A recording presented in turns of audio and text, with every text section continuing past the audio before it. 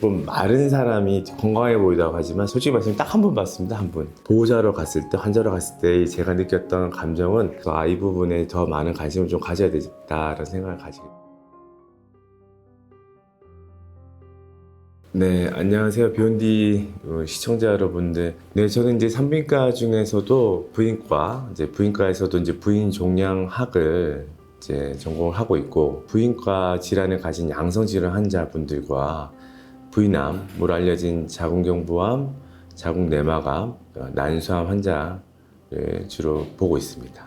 2006년 말부터 결정하게 되었는데, 그 당시부터 산부인과가 되게 이제 인기가 없어지려고 하던 시점이었어요. 저희 아버님께서 비뇨기과를 하고 계셨는데 제가 산부인과를 한다고 하니까 적극적으로 지원해 주셨고, 저는 이제 수술을 하고 싶었는데 뼈나 이런 쪽 단단한 조직보다는 이런 좀 부드러운 티슈가 있는 이런 복부나 이런 쪽 수술을 하고 싶어 가지고요. 또 산부인과를 하게 되었고, 또 외과에 비해서 산부인과 수술이 길지는 않았었거든요. 그래서 그런 부분도 그게 큰 기회를 한 것 같습니다.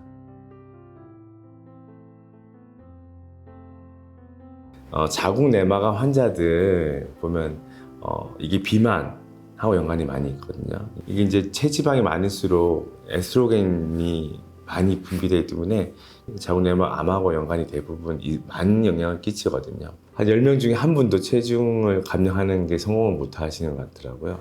솔직히 말하면 딱 한 번 봤습니다. 한 분. 그분은 정말 체중을 정말 잘 관리하셔가지고 너무 건강하셔가지고 제가 그분 볼 때마다 참 새롭게 많이 느끼는 건데, 이 체중 감량, 내가 암 진단을 받았음에도 불구하고 체중 감량이 참 어렵다는 걸 보면서 의료인으로서 이 부분에 더 많은 관심을 좀 가져야 되겠다라는 생각을 가지게 되었습니다. 일단 여성분들은 제가 봤을 때 남성들에 비했을 때 다이어트에 관심이 많고 하다 보니 규칙적인 식사를 잘 안 하시고 올바른 식사 습관을 가지지 못한 분들이 꽤 많으신 것 같아요. 여성에 대한 미용이 조금 마른 사람이 건강해 보이다고 하지만 실제로는 남자는 조금 마른 게 신체적으로 건강한 거고요. 여성분은 조금 살짝 통통한 부분이 오히려 신체적으로 건강한 게 객관적인 사실이거든요. 근데 저희가 우리나라에서는 아직 너무 마른 모델 같은 그런 체형을 선호하고 그렇게 중요시 하다 보니 그런 부분에 있어서 여성분들이 조금 너무 다이어트에 치중하다 보니까 좀 건강하지 못한 그런 부분 조금 안타까운 때가 있는 것 같습니다. 일단 여성 청결제를 사용하는 것은 분명히 도움이 된다고 생각을 하고요. 근데 이제 매일 사용하는 것은 권장하지 않고 있습니다. 왜냐하면 매일 사용하게 되면 우리의 정상적인 그런 질내 유산균까지도 다 이제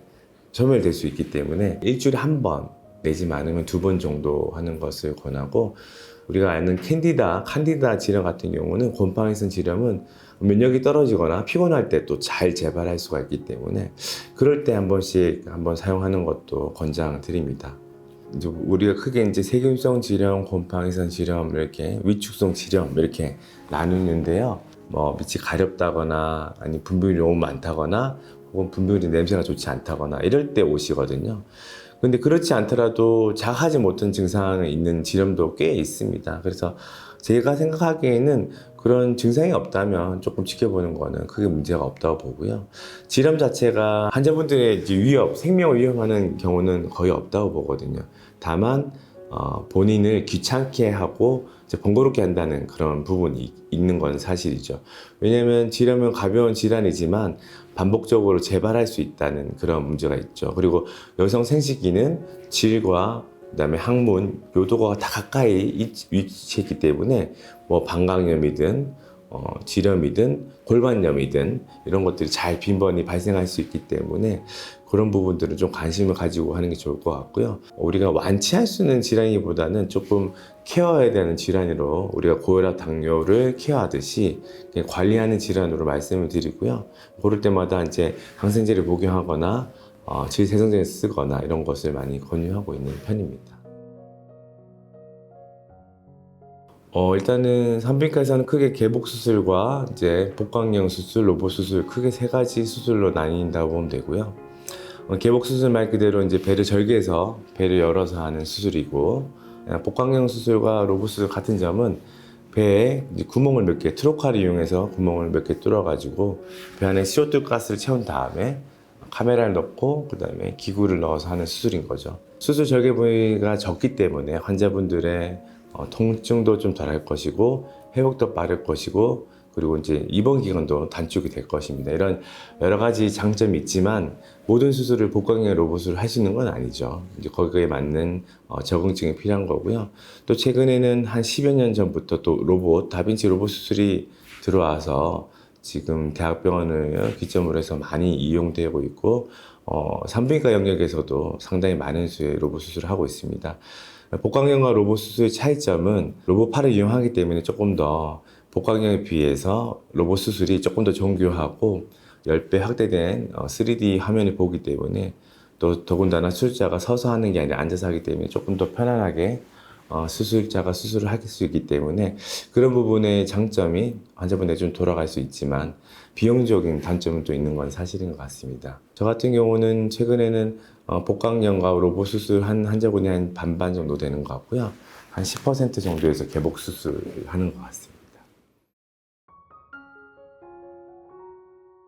저도 의사지만 제가 의료진이지만 제가 환자가 될 수도 있고 또 제가 환자의 보호자가 될 때도 있지 않습니까? 그럴 때 가보면 제가 생각했던 의료 시스템, 우리나라 의료 시스템 너무 좋지만 보호자로 갔을 때, 환자로 갔을 때 제가 느꼈던 감정은 생각보다 많이 상처도 크고 그렇더라고요. 어떻게 하면 환자분들 마음에서 입장을 이해하고 대화를 통해 소통하고 헤아리려고 하는 게 가장 중요할 것 같아서 저는 일단 환자를 볼 때 제 가족 같이 보려고 하는 게 가장 제 진료 철학인 것 같습니다. 3분 진료, 1분 진료라는 말 많잖아요. 환자분들 입장에서는 정말 1시간, 2시간 기다리고 2, 3분 환자 의사 선생님 얼굴 보고 간다는 게 심히 마음이 불편할 것 같아요. 좀 더 열심히 하려고 노력하는데 현실적인 부분, 제도적인 부분이 있거든요. 그런 짧은 시간에 해결할 수 없는 부분이 있어서 이런 비욘디 유튜브를 통해서 조금 더 여러분들과 실시간으로 얘기하고 질문 받고 답을 드리면서 좀 많은 스스로 만족감을 느끼고 행복하기 때문에 아마 당분간은 앞으로도 이제 비욘디를 통해서 여러분들께 계속 인사해 드릴 것 같습니다. 좋은 질문해 주시는 시청자분들께도 감사의 말씀 드립니다. 지금까지 고려대학교 안산병원의 산부인과에서 일하고 있는 장하균이었습니다. 감사합니다.